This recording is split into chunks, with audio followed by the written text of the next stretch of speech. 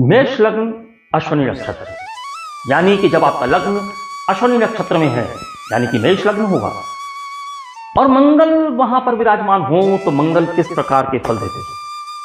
क्या मंगल जातक के जीवन में क्रोध भर सकते हैं, या मंगल जातक के जीवन में खुशियां भर सकते हैं, या मंगल जातक के जीवन में उत्तेजना भर सकते हैं?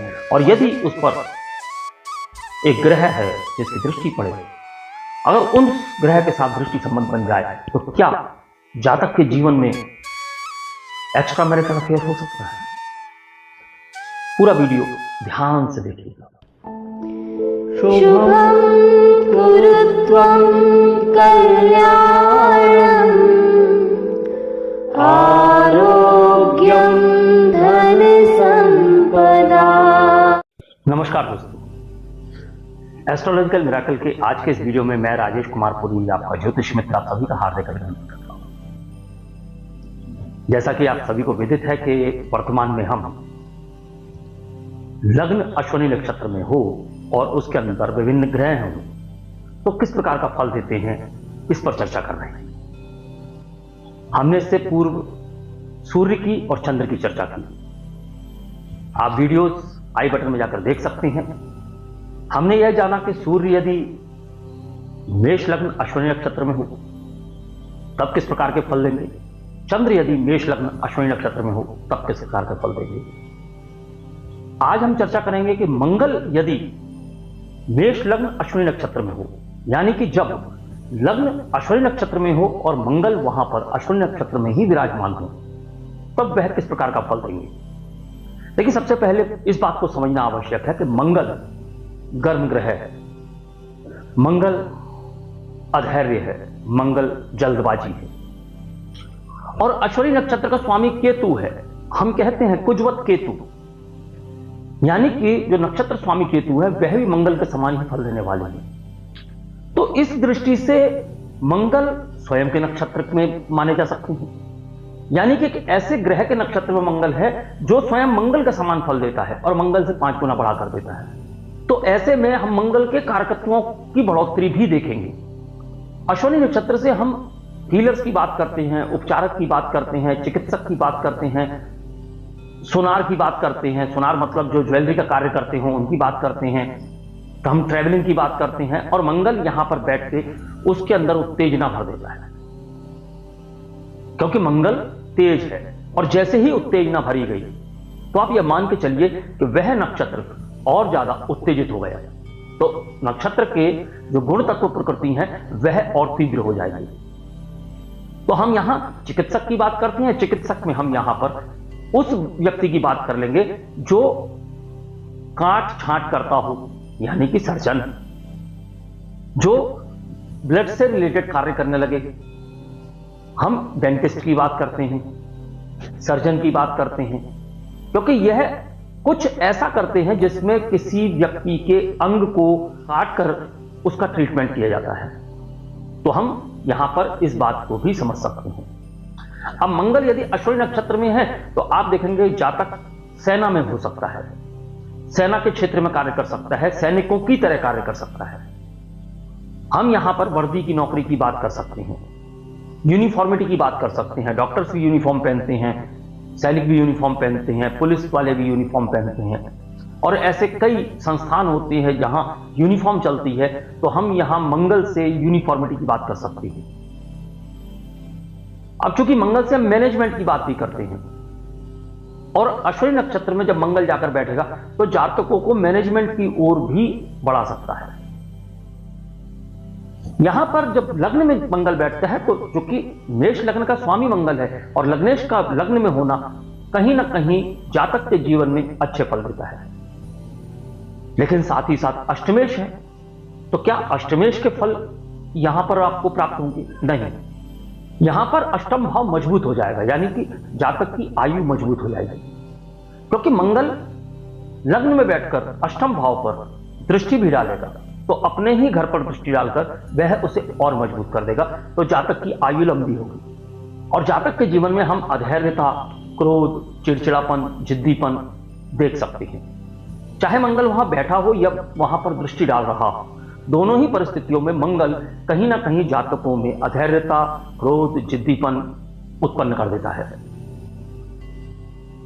जातक साहसी होंगे, क्योंकि हम अश्विनी नक्षत्र के जो देवता हैं अश्विनी कुमार, हम उनकी बात करते हैं। हम अश्विनी नक्षत्र से घोड़ों की बात करते हैं, तो घोड़ों से हम मेहनत की बात करते हैं, साहस की बात करते हैं, रोमांच की बात करते हैं। तो जातकों की रोमांचक प्रवृत्ति देखी जा सकती है।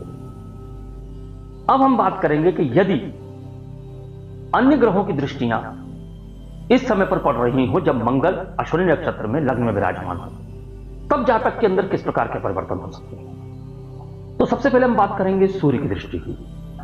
जब सूर्य की दृष्टि लग्न पर पड़ रही हो, तब जबकि लग्न अश्विनी नक्षत्र में हो और मंगल वहां पर विराजमान हो, तो यहां सूर्य और मंगल दोनों ही गर्म ग्रह हैं। सूर्य की दृष्टि जब यहां पड़ेगी तो सबसे पहले तुम जातक के व्यक्तित्व में थोड़ा सा बदलाव देखेंगे। जातक क्रोधी तो हैं ही, साथ साथ अहंकारी हो सकती है। अहंकार की भावना जागृत हो सकती है। जातक के अंदर ज्ञान का घमंड हो सकता है, उच्च होने का घमंड हो सकता है। कई बार जातकों में अगर घमंड नहीं भी होता है तो जातक अपने उच्च पद का दिखावा भी करने वाले होते हैं, राजसिक प्रवृत्ति बनती है। लेकिन सूर्य सप्तम भाव में बैठा हुआ है और अलगावकारी ग्रह है और नीच का होकर बैठा हुआ है, तो कहीं ना कहीं सप्तम भाव को वह पीड़ित करता है। सप्तम भाव यानी कि विवाह का घर। तो हम वैवाहिक जीवन में कहीं ना कहीं जातक की कमी देख सकते हैं, या जातक के भोग विलास में हम कहीं ना कहीं कमी देख सकते हैं। तदुपरांत हम बात करेंगे चंद्र की। चंद्रदेव यदि लग्न पर दृष्टि डालते हैं, तब जबकि मंगल अश्विनी नक्षत्र में लग्न में विराजमान है और चंद्र की दृष्टि वहां पड़ रही है, तो ऐसे में जातक के जीवन में प्रेम का आगमन देखा जा सकता है। क्योंकि चंद्र मंगल की जो दृष्टि संबंध है वह जातक के जीवन में प्रेम जागृत करता है, और चूंकि चंद्र यहां सप्तम भाव में ही बैठा हुआ है तो जातक के जीवन में भोग विलास से संबंधित प्रेम ज्यादा जागृत है। हम यह देख सकते हैं कि जातक के जीवन में प्रेम के साथ साथ वासना का भी समावेश हो जाता है। कई बार, ऐसा हम हर केस में नहीं कहेंगे, कहीं कहीं गुरु भी बचाता है, लेकिन कई बार जातक के जीवन में एक्स्ट्रा मैरिटल अफेयर्स हो सकते हैं। चंद्र की यहां पर दृष्टि एक मायने में बहुत अच्छी होती है। यह जातक को कहीं ना कहीं थोड़ा भावुक बनाती है। अब चंद्र यदि सप्तम भाव में अकेला बैठा हुआ है तो यह भी ठीक नहीं है। जातक की पसंद बिल्कुल हटके होती है। जातक जब विवाह करने की बात पे आएंगे तो वह इतनी ज्यादा चॉइसेस रख देंगे, इतनी ज्यादा पसंदगी रख देंगे कि हो सकता है कि उनकी पसंद उन्हें जल्दी मिले ही ना। फिर हम बात करेंगे बुध की दृष्टि की। अब देखिए, मेष लग्न में हम पहले भी बता चुके हैं कि बुध की दृष्टि अश्विनी नक्षत्र पर अच्छी नहीं है, तो कहीं ना कहीं नक्षत्र पीड़ित होता है। जब नक्षत्र पीड़ित होता है तो नक्षत्र से संबंधित बहुत सारी बातें भी पीड़ित होती हैं। तो यहां बुध जातकों को कुछ फायदे दे सकता है। जब सप्तम भाव में बैठकर वह दृष्टि देगा तो जाहिर सी बात है कि सप्तम भाव में वह मित्र ग्रही होगा, और मित्र ग्रही होने से वहां सप्तम भाव यानी कि विवाह के घर को तो वह थोड़ा सा बल देगा। लेकिन लग्न पर जब दृष्टि डालेगा तो लग्न पर दृष्टि डालने से जातक के अंदर थोड़े से धोखेबाजी वाली प्रवृत्ति जागृत हो सकती है। जातक लोगों को धोखा देने वाले हो सकते हैं, चीटिंग करने वाले हो सकते हैं, ठग प्रवृत्ति के हो सकते हैं, मतलब अपने लिए सोचने वाले हो सकते हैं। सबसे बड़ी बात होती है इंट्रोवर्ट हो जाते हैं, सिर्फ और सिर्फ अपने ही बारे में सोचना ज्यादा शुरू कर देते हैं। क्योंकि मंगल और बुध की भी आपस में मित्रता नहीं है, तो यहां यह परिस्थितियां पड़ सकती हैं कि जब बुध की दृष्टि मंगल पर आएगी, जाहिर सी बात है कि मंगल की दृष्टि भी बुध पर आएगी, लेकिन यहां हम व्यक्तित्व की बात कर रहे हैं, नक्षत्र की बात कर रहे हैं, तो वह दृष्टि कहीं ना कहीं जातक के लिए हानिकारक सिद्ध होती है। फिर हम बात करते हैं गुरु की। अब गुरु यहां पर हम पूर्व में भी बता चुके हैं कि नवमेश है। नवमेश होने के साथ साथ वह द्वादशेश भी है, तो मोक्ष की बात करता है। अब उसकी दृष्टि यदि अश्विनी नक्षत्र पर पड़ती है तो मंगल वहां पहले से ही बैठा हुआ, तो जातक के गुरुत्व में बढ़ोतरी हो जाएगी। जातक यंत्रों के स्पेशलिस्ट हो सकते हैं, साइंस के स्पेशलिस्ट हो सकते हैं, टेक्नोलॉजी के स्पेशलिस्ट हो सकते हैं, क्योंकि गुरु की दृष्टि जब यहां पड़ेगी तो जातकों का जो प्रोफेशन होगा वह इसी लाइन में बन सकता है। अब हम बात करते हैं शुक्र की दृष्टि की। अब शुक्र जब मंगल पर दृष्टि डालेंगे, दोनों का दृष्टि संबंध होगा, तो दृष्टि संबंध होने के कारण जातक के जीवन में काम वासना की अधिकता हो सकती है। जातक के जीवन में काम वासना अत्यधिक मात्रा में पाया जा सकता है और इस काम वासना की पूर्ति के लिए जातक कभी कभी अनैतिक कार्य करने पर भी मजबूर हो जाता है। अगर जातक काम वासना से बचकर ऑकल्ट की ओर यानी रहस्यमय विद्याओं की ओर अपनी रुचि अगर दिखा देता है तो हो सकता है कि जातक के जीवन में परिवर्तन हो जाए और जातक रहस्यमय विद्याओं का एक बहुत बड़ा ज्ञाता बन जाए। फिर हम बात करेंगे शनि की। अब शनि की दृष्टि यदि मंगल पर पड़ रही है तो पहली बात तो शनि मंगल का दृष्टि संबंध जातक के जीवन में अच्छा नहीं बन रहा है, क्योंकि दोनों शत्रु हैं और जब दृष्टि पड़ेगी तो केवल एक ही स्थान ऐसा होगा जहां से शनि और मंगल दोनों आपस में तात्कालिक रूप से मित्र होंगे तो सम हो जाएंगे। यानी कि जब 11वें भाव में शनि बैठकर दृष्टि डालेंगे तब वे सम हो जाएंगे। ऐसी स्थिति में जातक के जीवन में आय की बढ़ोतरी देखी जा सकती है। लेकिन जब वह सप्तम भाव में या चतुर्थ भाव में बैठकर दृष्टि डालेंगे तो चतुर्थ भाव में भी वह मित्र होंगे, लेकिन यदि डिग्रीज का फर्क पड़ जाता है तो वह मित्रता की श्रेणी से बाहर भी निकल सकते हैं, क्योंकि मंगल यहां प्रारंभिक डिग्रियों में है और शनि अगर अंतिम डिग्रियों में बैठा है चतुर्थ भाव में तब वह नुकसानदायक सिद्ध होगा।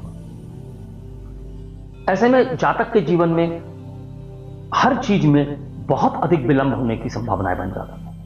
सप्तम भाव में बैठा है तभी जातक के व्यक्तित्व में कुछ इस प्रकार के प्रभाव डालता है कि जातक के जीवन में हर कार्य विलंब से होने लगता है। आय भी विलंब से होगी, विवाह भी विलंब से होगा, क्योंकि चतुर्थ भाव में बैठा हुआ है तो सुख भी विलंब से मिलेंगे। और शनि की दृष्टि मंगल पर कहीं ना कहीं जातक के जीवन में आकस्मिकताएं पैदा कर देती है। जब अश्विनी नक्षत्र के अंदर यह दृष्टि पड़ रही है तो यह आकस्मिकताएं बढ़ जाएंगी। फिर हम बात करेंगे राहु की। तो जैसा कि राहु की दृष्टि कहीं से भी अगर मंगल पर पड़ती है तो यह एक अंगारक योग के समान फल देता है। जातक का क्रोध अत्यधिक हो सकता है, क्रोध की चरम सीमा को वह पार कर सकता है। जातक बहुत ज्यादा हिंसक प्रवृत्ति के हो सकते हैं, पार्श्विक प्रवृत्ति के बन सकते हैं। तो राहु की दृष्टि मंगल पर अश्विनी नक्षत्र में किसी भी हालत में ठीक नहीं है। हो सकता है जातक अपने चिकित्सक के पेशे में भी गलत कार्य करना प्रारंभ कर दें। फिर हम बात करेंगे केतु की। अब केतु की दृष्टि स्वयं के नक्षत्र पर सबसे पहले तो अच्छी ही होगी और मंगल से उनकी मित्रता है तो मंगल पर दृष्टि भी अच्छी होगी। लेकिन यहां राहु जब मंगल के साथ लग्न में होंगे तो अंगारक योग का निर्माण होगा, क्रोध अधिक होगा, हिंसा प्रवृत्ति बढ़ सकती है, सिर में दर्द बढ़ सकता है, न्यूरोलॉजिकल प्रॉब्लम्स बढ़ सकती हैं। लेकिन केतु इन सब चीजों को धीरे धीरे ठीक भी करता रहेगा। साथ ही साथ केतु यहां पर जातक के व्यक्तित्व में एक भव्यता लेकर आता है। वह भव्यता कुछ इस प्रकार की होती है कि जो भी जातक के समक्ष जाएगा वह जातक के सामने नतमस्तक हो जाएगा। तो यह सभी ग्रह जब मंगल पर अश्विनी नक्षत्र में दृष्टि डालेंगे तो इस प्रकार के फल आप देख सकते हैं। अब इन फलों में कुछ ना कुछ परिवर्तन की संभावनाएं भी होती हैं, क्योंकि जो बातें हम दृष्टियों से समझते हैं, जो बातें हम किसी ग्रह के बैठे होने से समझते हैं, साथ ही साथ हमको यह समझना भी आवश्यक है कि यदि जो हमने नकारात्मक बातें बताई हैं, यदि वहां शुभ ग्रहों की दृष्टियां पड़ जाएं, कुंडली के शुभ ग्रह, साथ ही साथ वह ग्रह जो शुभता की श्रेणी में आते हैं, तब जातक के जीवन में परिवर्तन देखे जा सकते हैं, उसकी नकारात्मकताएं कम देखी जा सकती हैं। और जब शुभत्व की बात आती है, हम शुभ फलों की बात कर रहे हैं और ऐसे में 2 या 2 से अधिक क्रूर ग्रह वहां पर दृष्टि डालना प्रारंभ कर दें तो जातक के जीवन में नकारात्मकताएं बन सकती हैं। इसीलिए किसी भी फाइनल डिसीजन पर पहुंचने से पहले यह अत्यंत आवश्यक है कि कुंडली का पूर्ण विश्लेषण किया जाए। यह सिर्फ एक संकेत मात्र होते हैं, इन संकेतों को समझना आवश्यक है। बाकी कुंडली का पूर्ण विश्लेषण किए बिना कोई भी प्रेडिक्शन देना सही बात नहीं। यहां तक की जानकारी यदि आपको सटीक लगी हो, अच्छी लगी हो और आपको ऐसा लगता है कि हम आपको जो जानकारी दे रहे हैं वह ऑथेंटिक है, तो आपसे मेरा अनुरोध है कि वीडियो को लाइक करें, चैनल सब्सक्राइब करें और बेल आइकन का बटन दबा दें ताकि आने वाले जितने भी वीडियोस हैं वह आपको समय से प्राप्त हो सके। अगले वीडियो में आपसे फिर मुलाकात करेंगे। तब तक के लिए मैं अपनी वाणी को विराम देने की आज्ञा चाहता हूं। नमस्कार, धन्यवाद। शुभं कुरु त्वं कल्याणं